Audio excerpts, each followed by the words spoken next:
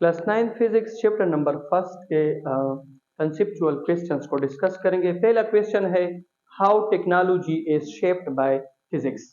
How technology is shaped by physics. पहले हम थोड़ा टेक्नोलॉजी को समझते हैं। What is technology?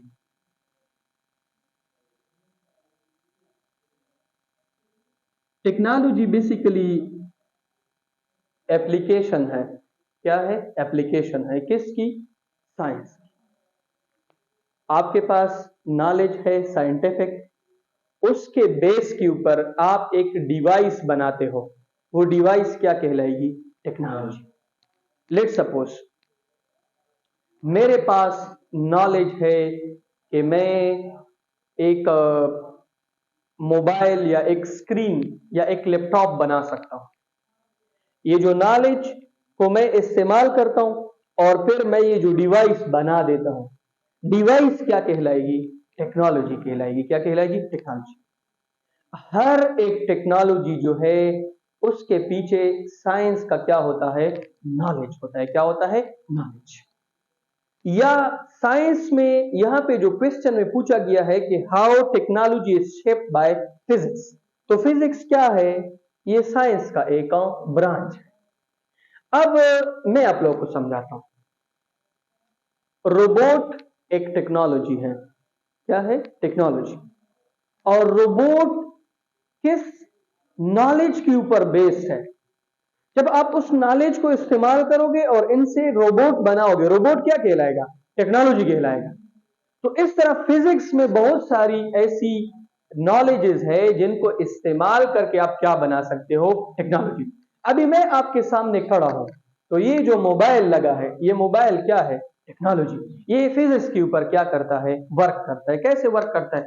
मेरे ऊपर लाइट पड़ती है, वो लाइट मुझसे रिफ्लेक्ट होती है, इस मोबाइल के लेंस में चली जाती है। तो रिफ्लेक्शन फिजिक्स का फिनोमेना है। फिर लेंस जो है वो रिफ्रेक्ट करता है इस लाइट को। क्या करता है? रिफ्रेक्ट। इसके इमेजेस बनाता है। क्या बनाता है? इमेजेस। इमेजेस से फिर वीडियोस बनती है और वो वीडियोस जो है वो स्टोर होती है मेमोरी कार्ड में या फोन मेमोरी में। फोन मेमोरी जो है वो बेसिकली इस डेटा को स्टोर करता है। इसके पीछे फिजिक्स के प्रिंसिपल्स हैं। क्या है? प्रिंसिपल्स है। ठीक है। इसके अलावा आप जो स्क्रीन देखते हो या टीवी देखते हो, टीवी के अंदर सीआरओ होता है। क्या होता है? CRO, cathode ray oscilloscope. वो कैथोड रे ऑसिलोस्कोप जो है वो बेसिकली टेक्नोलॉजी है, लेकिन इसकी बिहाइंड क्या है? फिजिक्स है। क्या है? फिजिक्स। स्टेथोस्कोप जो आप कानों में इधर रख लेते हो, आपको पता चलता है कि इस, या आप किसी का ब्लड प्रेशर चेक कर रहे हो, स्पेग्मोमोनोमीटर इसके लिए इस्तेमाल करते हो। तो स्पेग्मोमोनोमीटर जो है वो टेक्नोलॉजी है, लेकिन आप इसके पीछे क्या पढ़ोगे? फिजिक्स पढ़ोगे। क्या पढ़ोगे? फिजिक्स। जब हम किसी बंदे का ब्लड प्रेशर मालूम करते हैं तो यहां पे हम क्या लगाते हैं? स्पेग्मोमोनोमीटर। उसका जो वो रोल टाइप होता है उसको हम इधर लगा लेते हैं, फिर उसको थोड़ी सी हवा देते हैं। वो यहाँ पे हमारा जो ये जो ब्लड वेसल्स है या जो खून की रगें हैं उनको क्या करता है? वो थोड़ा सा इनको दबा देता है। दबा देता है तो ब्लड फ्लो क्या हो जाती है? वो रुक जाती है। लेकिन जैसे ही हम वो हवा निकाल देते हैं, ब्लड फ्लो अचानक तेजी से स्टार्ट होती है।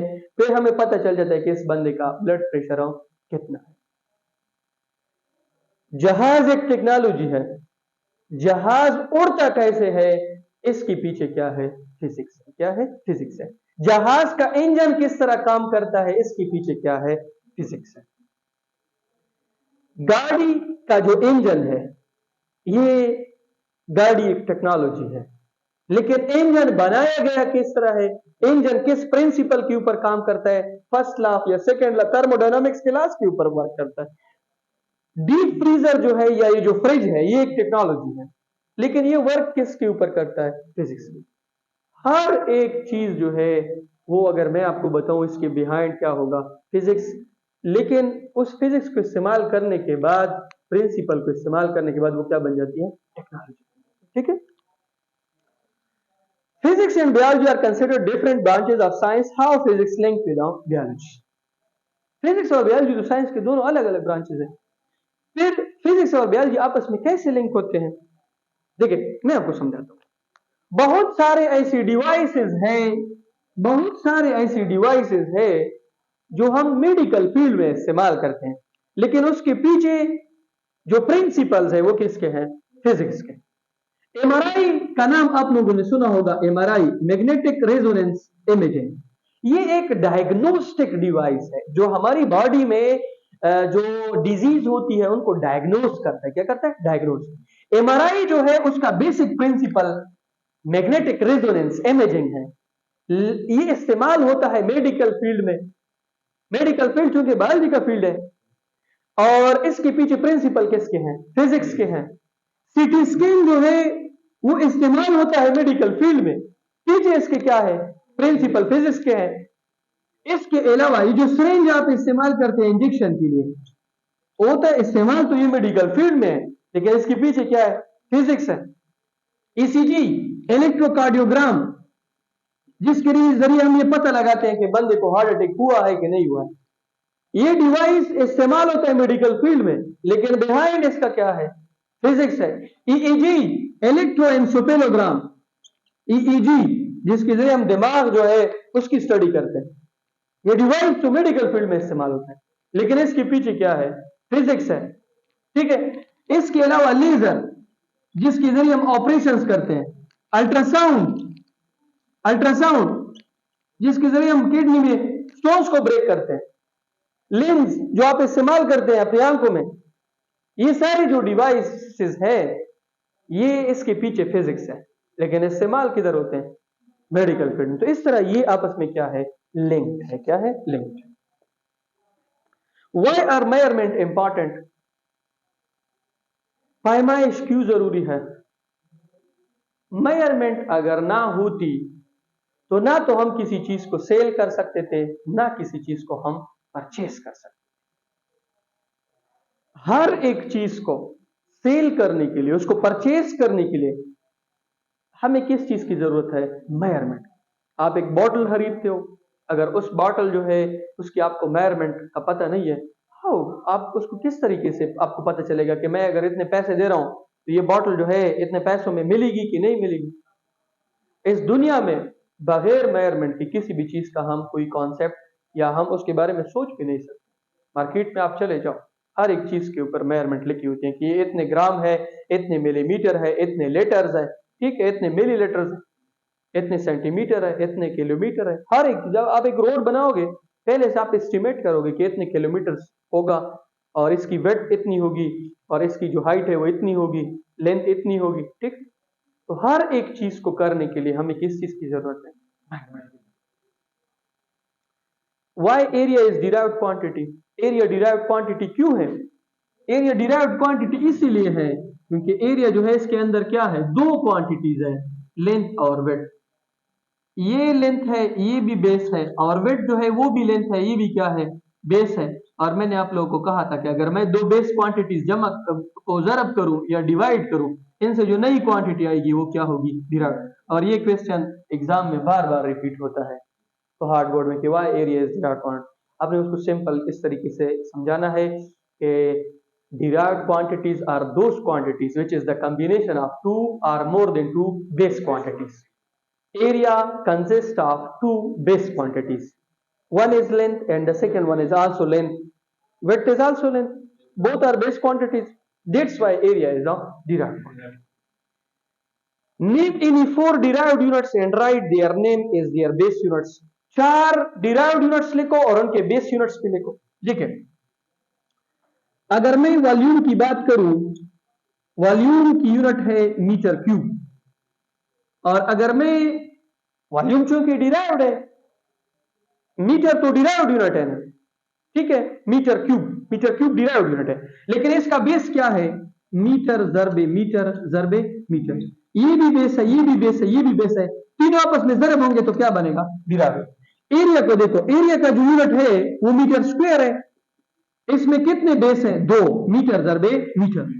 फोर्स जो है उसकी यूनिट क्या है? न्यूटन, और उसकी ये तो डिराइव्ड है, बेस क्या है? ईजी डॉट मीटर पर सेकेंड स्क्वायर। इसके बाद आपके पास डेंसिटी है, डेंसिटी का फार्मूला है, डेंसिटी को हम रो से रिप्रेजेंट करते हैं, इसकी यूनिट है केजी डॉट मीटर पर सेकेंड। इसमें केजी आपके पास बेस है, मीटर आपके पास बेस है और सेकेंड आपके पास बेस है, तीनों आपस में मिलेंगे तो क्या बन जाएगा, डिराइड बनेगा। या इसके अलावा बहुत सारे और भी हैं, फोर्स के अलावा आप एक्सेलरेशन जो है मीटर पर सेकेंड स्क्वायर, इसमें 2 सेकेंड्स है। वेलोसिटी को लिखो मीटर पर सेकेंड, मीटर पर सेकेंड डिराइव्ड है लेकिन मीटर और सेकेंड दोनों खुद क्या है, बेस है। Why in physics we need to write in scientific notation? Physics में हम साइंटिफिक नोटेशन को क्यों इस्तेमाल करते हैं? मैंने आप लोगों को कहा था कि बड़ी सी बड़ी वैल्यू को और छोटी सी छोटी वैल्यू को आसान तरीके से लिखने के लिए हम किस चीज का इस्तेमाल करते हैं, साइंटिफिक नोटेशन। आपने इसको इस तरीके से लिखना है कि the method through which we write very small और a very large number in power of 10, it is why it is used, it is easy to memorise, इसको हम आसानी से याद कर सकते हैं। It is easy to write, आसानी से हम इसको क्या कर सकते हैं, लिख सकते हैं। ठीक है, तो इसी वजह से हम किसको इस्तेमाल करते हैं। देखिए साइंटिफिक नोटेशन अगर ना होती तो मास ऑफ अर्थ अब कितना है, 6 × 10 की पावर 24। अगर साइंटिफिक नोटेशन ना होती, इसका मतलब 6 के पीछे हम कितने जीरो लगाते हैं, 24। तो ये कितनी जो है मुश्किल काम था। What is list count? How list count of vernier caliper and screw gauge are defined? आपको कह रहे हैं कि लिस्ट काउंट किसे कहते हैं और वर्नियर कैलिपर और स्क्रू गेज का लिस्ट काउंट हम किस तरह से डिफाइन करेंगे। लिस्ट काउंट याद रखें, लीस्ट काउंट का उर्दू में मतलब है कम से कम, और इसकी कॉन्सेप्ट क्या है मैं आप लोगों को एक एग्जांपल के जरिए समझाता हूं। आपके हाथ के ऊपर जो वॉच होती है, घड़ी, वो कम से कम कितना टाइम मेजर कर सकती है, कम से कम 1 सेकंड। तो ये जो कम से कम मेजरमेंट की लिमिटेशन है इसको लिस्ट काउंट कहते हैं, लिस्ट काउंट। तो घड़ी कम से कम कितना मेजर कर सकती है, 1 सेकंड। तो ये 1 सेकंड इसका क्या, लिस्ट काउंट। अब हमें कह रहे हैं कि लिस्ट काउंट मुझे बताओ कि आप वर्नियर कैलिपर का किस तरीके से फाइंड करोगे। इसके लिए बड़ा सिंपल फार्मूला है, least count of vernier calliper. उसके लिए फार्मूला है 1 division on a main scale divided by total number of division on a vernier scale. 1 division on main scale divided by total number of division on vernier scale. ये इसका क्या है, formula है किसका, vernier caliper. 1 division का मतलब यह है कि वर्नियर कैलिपर का जो मेन स्केल है उसके ऊपर ये जो लाइन लगी है इस तरीके से, एक लाइन ये ले लो और इसका जो वर्नियर स्केल है उसके सारे लाइंस ले लो। इस 1 लाइन को किसके ऊपर डिवाइड करो, सारे लाइंस के ऊपर डिवाइड।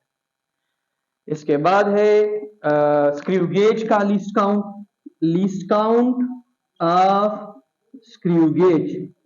वो आपके पास बराबर है pitch of screw gauge divided by total number of division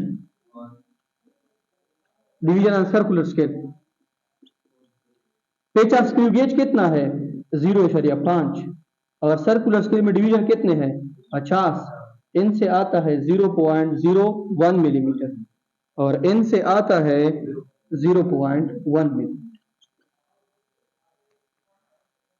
इसके बाद है how can we find the volume of small pebble with the help of measuring cylinder. आपको कह रहे हैं कि अगर आपके पास मेजरिंग सिलेंडर है, this is a measuring cylinder, इसके अंदर एक छोटा सा मैं टेबल रख लेता हूं, छोटा सा मैं एक स्टोन रख लेता हूं, इसको टुकड़ा, हम इसका वॉल्यूम किस तरीके से फाइंड करें। आपने उसको समझाना है कि हम सबसे पहले मेजरिंग सिलेंडर लेंगे, उसके अंदर पानी डालेंगे और उसके वॉल्यूम को क्या कहेंगे, V1, और फिर हम इस मेजरिंग सिलेंडर के अंदर वो टेबल रखेंगे। टेबल के रखने के बाद इसका लेवल क्या हो जाएगा, बढ़ जाएगा, उसके वॉल्यूम को हम क्या नाम देंगे, V2। अब इसी वॉल्यूम V2 से हम V1 को क्या करेंगे, माइनस करेंगे। जब इससे आप इसको माइनस करोगे तो आपके साथ ये वाला पोर्शन आ जाएगा, ये वाला पोर्शन किसका वॉल्यूम होगा, स्मॉल पेबल। ठीक है,